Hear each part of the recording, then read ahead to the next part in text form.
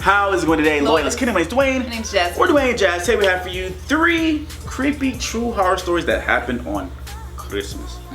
Oh, somebody didn't get their PS4. Anyway, if you guys have any requests, please follow us on all our social media and the link is below. And don't forget to subscribe. Tap on it. Ooh. Yeah. Go ahead. Oh, 3 crew Christmas. Oh, 21 a savage. Oh, Yeah. I'm a savage like 21. Let's get it. Marshall Mathers. I like M&M's. Give me Reese's Pieces. Christmas Day, man, I want all my gift wrapped. Yeah, mama ain't rapper. Ooh, yeah. Meeting my ex-girlfriend's family during the holidays was the worst weekend of my life. They lived in a different state than my ex Kaylee and I. We were on Long Island in New York. They were all the way up in Vermont. Our relationship was still kind of new, but she seemed to think it was serious enough for her parents to invite the 2 of us up there for Christmas.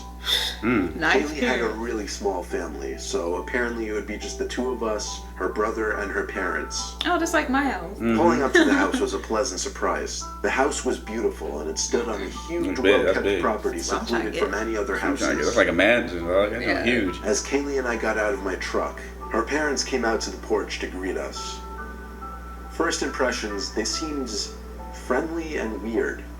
An unexplainable type of friendly. The father didn't smile, but he shook my hand, patted me on the back, and said it was great to meet me. He's like probing. Showing a lot more emotion, but something about her face was a bit off-putting. She had a really wide smile that seemed a bit exaggerated. What is this, like Get Out? The house was as beautiful inside as It kind of looked like it.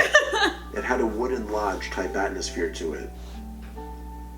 A little while later, I met Katie's brother Paul, who got home from work. Yeah, they rich. He was a really socially awkward dude. He had a bowl cut and had a whole tattoo sleeve running up his arm.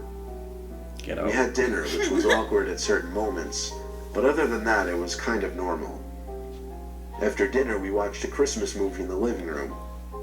I tried not to make eye contact, but I could tell Paul kept looking at me for extended periods of time on a few different occasions. He's trying to get your organs. At one point, I finally looked back at him, and we locked eyes for like 3 seconds before he turned back to the TV. He was giving me the most judgmental stare I'd ever seen, and it made me only more uncomfortable. At the end of the night, Kaylee and I were in the guest room, which had an attached bathroom. Kaylee was in the bathroom. She left her phone on the nightstand. I saw she got a text from her mom, and for some reason, feeling a bit snoopy, I got up to read it. It was not at all what I was expecting, and it changed the whole night completely. Prepping for the organs? Briefly on the screen, it said, "Text from mom. Do you think he suspects anything yet?" But the message quickly switched to new message. I'm guessing because she had iMessage notifications set to hide once the phone locks. I wanted to read what was said before that, but her phone had a password, unfortunately. And you don't have it?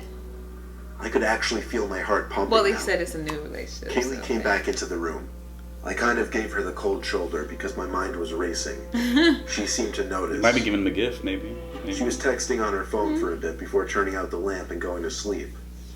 I couldn't sleep though. I was rolling around for hours wondering what that text meant, and if it was about me. And what the hell was up with her brother? Should I get your organs? It's a prank. It was exactly 2 in the morning. It's a prank, bro. Get out of bed. Like, no, I ain't she coming was no doing more. so very quietly. Normally I'd find this to be a kind gesture, but under the circumstances, I was finding this suspicious now. I didn't move. I pretended to still be asleep. I heard her come to my side of the bed and stand there for a few moments, then leaving the room and walking downstairs. It's some paranormal activity. Then I heard someone else walking downstairs, and then another person. Something was going on. I Sacrifice. went over to the top of the stairs to listen to what was going on downstairs. There was a bunch of talking, but Satanic very low sacrifice. voices. I walked down a few stairs quietly.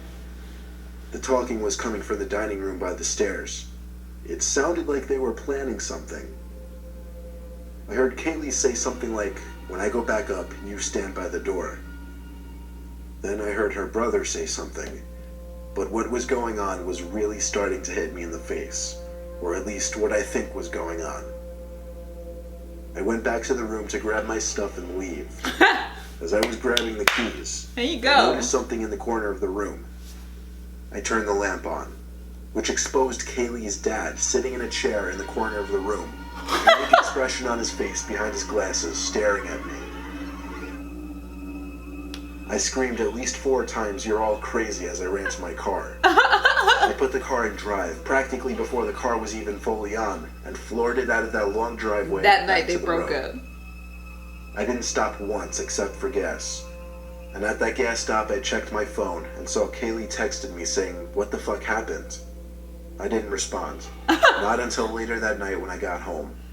I said, "I don't know what you and your sick family were planning on doing to me. I don't want to know.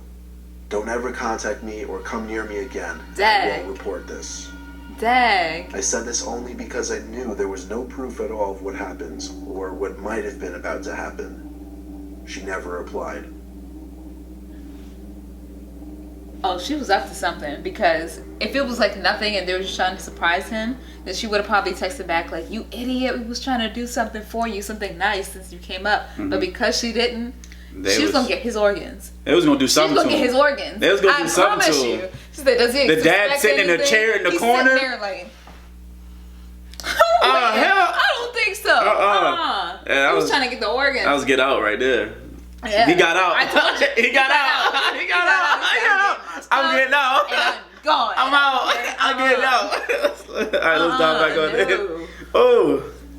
They broke up that night. It was Christmas Eve night, 1 in the morning. I was in our den watching TV because I always like to stay up extra late on Christmas Eve. I To did make too. things more festive and cozy feeling, it was during a snowstorm. I left the window open and the backyard light on just so I could also have the view of the snow in the backyard. I was focused on the TV at the moment, but through my peripheral vision, I thought I could briefly see something in the backyard. I turned to the window, but besides the falling snow, there was nothing going on out there. Still, I got up and went to the window just to be sure. Nothing. I sat back down on the couch, but now I was constantly checking the window to see if anything was outside. About 10 minutes later, I calmed down and forgot about it and reverted my full attention back to the movie. Then I heard, loud and clear, the backyard gate slam shut. Oh. Oh, I don't think so. Time to Now get your I knife almost or your knew gun someone was back there. or your taser. I slipped on my shoes and a jacket and went out to the backyard to check it out. There were boot marks in the snow leading from one gate across the yard to the other gate. I was not feeling Was it a brave enough to shortcut? follow them, so I went back inside. As I was taking off my boots and jacket, I saw a track of wet, muddy snow on the den carpet, leading from the office to the hallway that led to the living room. That was also the way to my parents' room. First, I had to go to the office to see how they broke in. So I followed the boot marks to the office without turning on any lights to make my presence known. Oh my god. I was expecting to see one of the windows busted open, but everything was intact. Then I realized the boot marks didn't start in this room. They ended in left. this room. So he's still in there. I slowly lifted my head up to the garage door in the corner of the room. It was open, and right under the doorway, there was someone in a winter coat, jeans, and boots, squatting down as if trying to hide, back facing me, but his head turned to look at me. I stood there with my mouth open in horror for a few seconds before I ran for it to my parents' room, screaming the whole way there. I got my dad to come out as quickly as possible, and on our way to the garage together, we heard the actual garage door opening. By the time we got there, the intruder was gone. Realistically, we could have followed his boot marks, but who knows how far he'd gotten by that No point. way he had. Yeah. We found out he broke in through an unlocked living room window. Just goes to show if somebody has intentions of breaking into your house, They will get they'll in. find a way. Yeah. Which is why you should always lock all your doors and windows. But who who doesn't though? Sometimes you forget. Not in our neighborhoods. I don't forget. Oh, not in my neighborhood. Not us. Nah. They broke into the house next to my parents. They stole the car by my parents. I don't think so. We lock stuff. And during the events of the story, I was 16, my younger sister was 11, and my 2 younger brothers were 8 and 7. My parents and their group of friends were part of a club that was basically for rich, snobby people. Oh. The club always hosted a Christmas party one night in December each year at a big fancy firehouse. Of course, for all the younger kids, like my siblings, somebody would always dress up as Santa Claus and hand out the presents that were left in a sack by a chair, which had a red blanket over it. This year, my dad's best friend Michael was dressing up as Santa. He was sitting at the same table as us, so when the time came for him to leave and get changed into the Santa suit, I saw him get up and walk out the door. There were like 20 young kids there, they never noticed. Everyone was having a good time, chatting and whatnot, kids playing on the floor in the center of the room, when the door to the firehouse opened and bells were heard jingling. All the kids jumped up yelling Santa, and in came Michael in a surprisingly unimpressive Santa costume. It honestly looked like the cheapest thing he could find at Party City.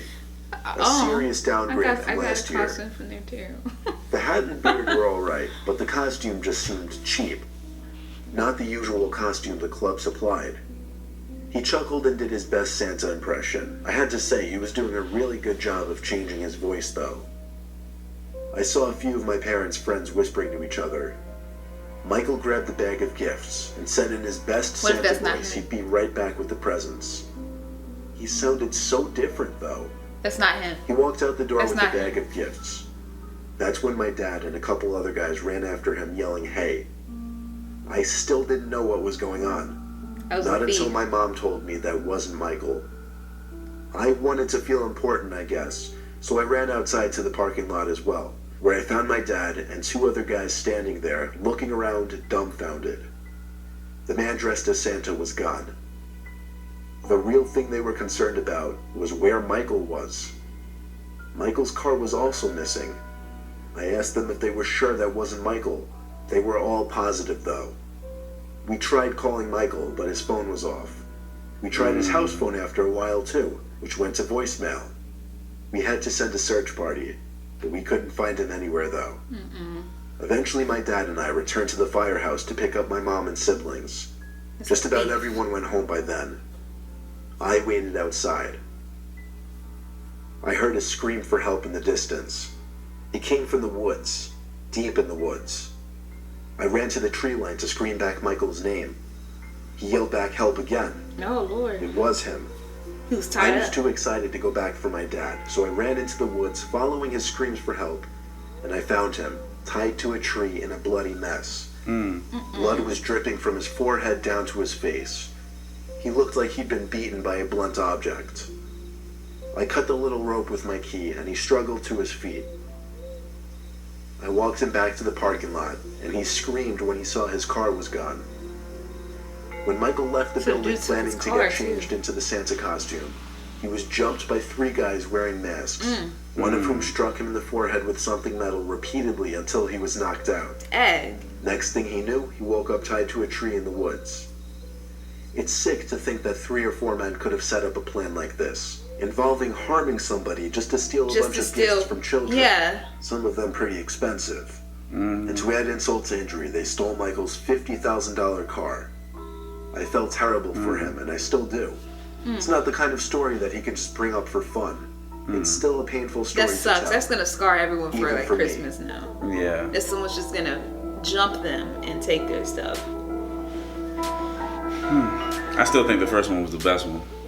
That first one was the best one. That was like some Get Out type stuff. Yeah, I was like, oh, because she didn't hit him back. She didn't hit him back or call him back like you are going crazy. We're just setting up something for you. But she said, you know what? He found out. It's okay. He don't want to talk to him, then that's good. That's okay. I'm like, oh, so you did try to do it? Like, okay. Anyway, guys, please comment below. Don't forget to like and share this.